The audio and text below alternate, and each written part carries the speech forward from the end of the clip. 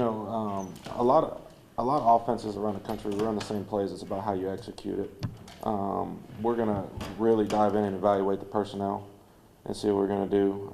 Been a part of offenses that were very high up tempo, spread, and then transition to what we did last year at Vanderbilt. Been a part of a lot of different ones. Really need to evaluate our personnel and see who needs to touch football. Coach, having a room like you've got, obviously you have relationships with a couple of the guys, but evaluating that and being able to get down the road and settle on a starter, talk about that process and how that's going to work. Yeah, that'll be a long road. Everybody's got a clean slate. Nobody's ahead of anybody. It's wide open competition. We're going to evaluate every day how they act, how they train, what do they do extra, how are they in the meeting room, leadership qualities. And that's why this 4th and 1 program that Coach is doing will be a big deal on determining a starting quarterback. Coach, Mike Harley, Arkansas Democrat, is that good to meet you? I want to ask you about Jerry Kill, just kind of his influence. Obviously, you come from that tree. Obviously, well-known, respected coach in the business. So just kind of talk about your relationship with him and kind of how he molded you. Yeah, Coach Kill's been unbelievable to me. I owe him everything. He gave me a job when I didn't have one out at New Mexico State. We were together at TCU.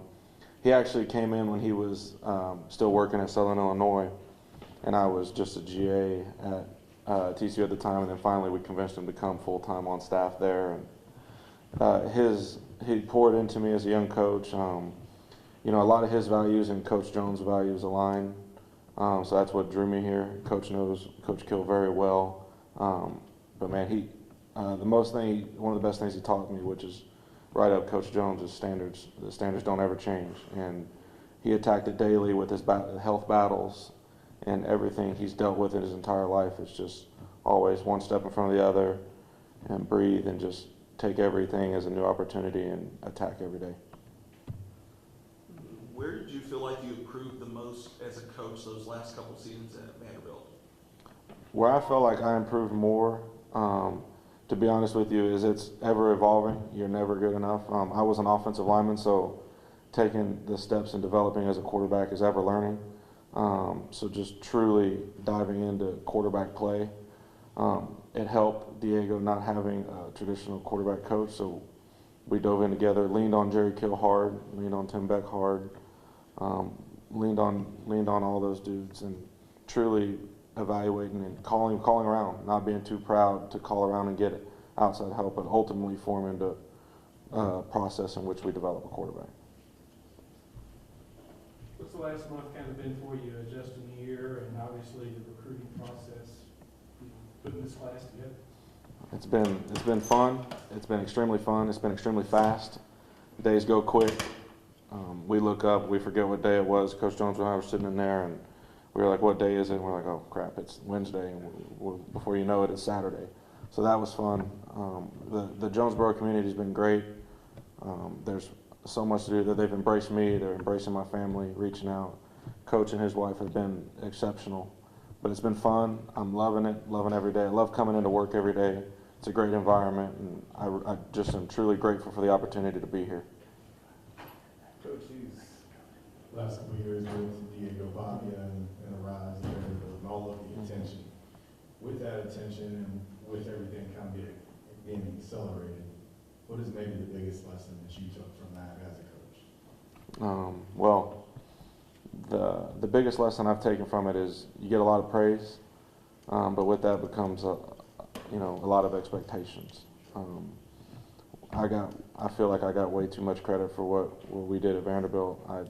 It's all about the players, pouring into them, giving them structures and guardrails, and giving them the tools to be successful, and sending them out there and just letting them play fun, fast, and free. I guess me personally, what was it like coaching a player with a big personality like that, and just kind of watching him kind of elevate into one of the top players in the country, and you kind of being part of that? Yeah, I love Diego, to be honest with you. I love him. I talk to him multiple times a week. Him and I's relationship has really grown from when he was at New Mexico State to this last season. He comes off and he likes the media and likes all the attention. He likes all that, and he does a good job of handling that. But what people don't see is behind the scenes. He's in the building every day at 6 a.m. and he's the last one to leave. Elite competitor, did yoga every Monday morning at 5 a.m. One of the toughest individuals I've ever been around. So I learned a lot from him. Hope he learned a lot from me. But we grew together and grew tight, and we'll be tight for the rest of our lives. Just where do you envision, no spring practice around the corner, where are just some of the things you envision in terms of, installing the offense, landmarks, where do you goals you want this group to be at, where, start spring practice, be it like this mark and into spring practice, like in terms of, what, things you want to accomplish in terms of install? Well, I want to establish an identity first. That's number one. We got to make we will make a commitment to being extremely physical, and that's physical at the catch point, physical with the ball, and we're not going to turn the ball over. That's the goal. I shouldn't say not. That's the goal. There are no benchmarks. It's get better every day. Every day's a new day. Attack every day like it's the Sun Belt Championship, because that's what it is. If we ever the championships are won now. They're not won in November, December. They're won now.